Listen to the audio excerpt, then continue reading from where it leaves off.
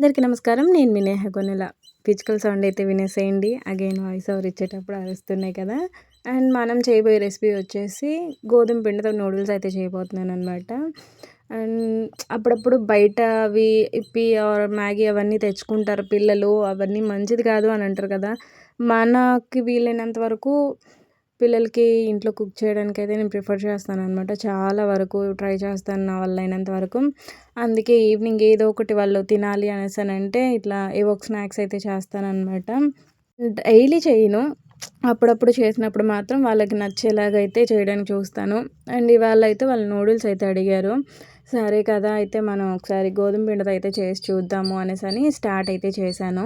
And దానికోసం first అయితే గోధుమ పిండి తీసుకొని కొంచెం సాల్ట్, కొంచెం వామ్ అయితే వేసుకున్నాను. వాము మంచిది కదా అని వేసుకొని మంచిగా ముద్దలా కలిపేసుకున్న తర్వాత ఇట్లా చపాతీలా చేసుకొని చిన్న చిన్న ఇట్లా పీసెస్ లాగా అయితే కట్ చేసుకున్నాననమాట. ఇంకా వీలైతే మీరు సన్నగా కూడా కట్ చేసుకోవచ్చు. నేనైతే ఇలా కొంచెం లావుగా ఉండేలాగా కట్ చేశాను.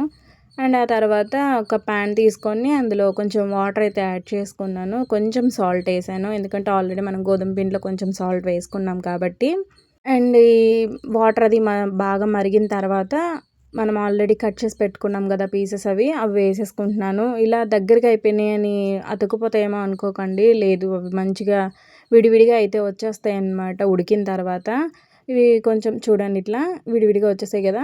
ఇది ఇలా కొంచెం ఉడికిపోయిన తర్వాత దీన్ని మనం వేరే బౌల్లోకి అయితే షిఫ్ట్ చేసేసుకుందాము. అండ్ ఇలా కొంచెం సేపు ఉడకపెట్టడం వల్ల అవి కొంచెం ఏమంటారు ఇట్లా నవ్వులుతూ ఉంటే బాగుంటుందన్నమాట. అందుకనేసని లేదు అనేసనంటే చపాతీ మామూలుగా కాల్చేసుకున్న తర్వాత చిన్న చిన్న పీసెస్లో చేసుకొని మనం ఇట్లా చేసుకునేసేయచ్చు. అట్లా కూడా బాగానే ఉంటుంది. అండ్ అది అయిపోయిన తర్వాత సేమ్ అదే ప్యాన్లో ఇంకా ఆయిల్ అయితే యాడ్ చేసుకున్నాను. కొంచెం కొత్తిమీర, కొంచెం పుదీనా, కరివేపాకు యాడ్ చేసుకొని మంచిగా ఫ్రై అయితే చేసేసుకుంటున్నాను. అండ్ ఆ తర్వాత కొంచెం సాల్ట్, కొంచెం కారం అయితే వేసుకున్నాను. మనం తీసుకున్న నూడిల్స్ అన్నింటికి సరిపడంత కారము, ఉప్పు వేసుకొని మంచిగా ఫ్రై చేసుకొని ఆల్రెడీ మనం ఉడకబెట్టి పెట్టుకున్నాం కదా పక్కన, ఆ నూడిల్స్ని కూడా ఇందులోకి యాడ్ చేసుకొని మంచిగా అయితే ఫ్రై చేసేసుకోవాలి.